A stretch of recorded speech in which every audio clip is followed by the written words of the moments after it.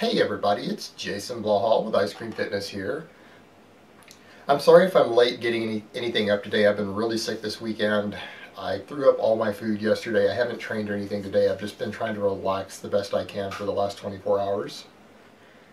But my people need a video, so I decided to make one. I got in a conversation yesterday with some friends of mine online, and we were discussing some problems with reverse dieting. And I kind of reached a bit of an epiphany on it. I want to discuss that with you guys for a minute. But hold on, let me give you guys a bicep shot first. Wait, hold on. Look at that. Respect it. It's all hard and vascular like a cock. Alright, but on to more serious matters. Let's talk about the reverse dieting. I've done a video a while back in the past, it was probably even last year, where I discussed how people go about doing reverse diets, why. And I don't really touch upon contest prep a lot because I don't really run a true physique channel. This is more of a fitness channel, it's more of an athletic channel. But one thing I want to make perfectly clear here is that competitive bodybuilding or competitive physique competitions, whether it's even the more extreme bikini contest or actual physique divisions, this stuff is not particularly healthy. And I know this flies in the face of what some other people are saying, some other experts out there, but it isn't healthy. It is not healthy physically or psychologically or hormonally for you to be at that type of body fat for any period of time. And with the reverse diet thing, I think it plays upon some fears. I have said historically that reverse dieting, which for those who don't know, reverse dieting is very, very slowly over a number of weeks or months, gradually bringing your calories back up very slowly after a contest like that so that you minimize fat gain and try to bring the metabolism back up. But here's the first problem. Your metabolism doesn't slow that much. This metabolic damage thing has been overhyped. I have made a lengthy video just a few weeks ago explaining in detail the real reasons for what is being perceived as metabolic damage, and there's psychological factors. It's not a real phenomenon to the extreme that people have made it out to be. We're talking about a few hundred calories difference. Your metabolic rate is not going to change 1,000 calories by extreme dieting. There's zero scientific evidence to support the possibility of this happening. Unless you were to lose 50 pounds of muscle or 60 pounds of muscle, that might warrant it. But if you're not doing something like that, it just doesn't happen.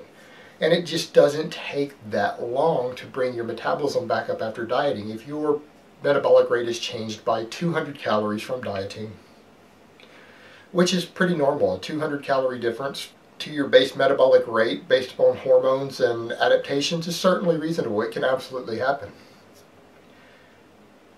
And bringing that back up is not going to take you months. It should take you somewhere between 3 and 6 weeks to bring that back to normal. And the faster you bring the calories up, the faster it'll bounce back. But the concern is that you're going to gain a little bit of fat initially if you bring it up immediately. If you go straight up and you just add 300 or 500 calories into your diet immediately, yeah, you're going to gain a little bit of fat. But we get into the question of why is that a bad thing? And I have said historically that this is often done for psychological reasons too, because people freak out when they start gaining fat after a competition like that, or they start regaining even water weight. Even if they haven't gained any fat, they freak out over the water weight gain. So this is done to keep people more calm. But the negative health effects are something I really didn't consider as much. And someone brought this up to me yesterday when I was chatting, that to them it seems like the negative health effects of maintaining that level of body fat, because when you reverse diet, you're staying within 1 or 2% at the most of your contest body fat for months, and that's simply not healthy. And I agree, you shouldn't be, as a male, you shouldn't be spending months on end at 6 or 7% body fat, or for a female at 13 or 14% body fat, or 15% for a female. That is unhealthy. That's something you should only be doing for a photo shoot or a competition, and then you fatten yourself back up. And I don't mean get fat, but you need to get up to an acceptable level, 9 or 10% for men, 19 or 20% for women, a nice lean athletic body fat. You need to get there relatively quickly if you're concerned with your health, your mental state, your hormone levels, all of that. You shouldn't try to maintain that.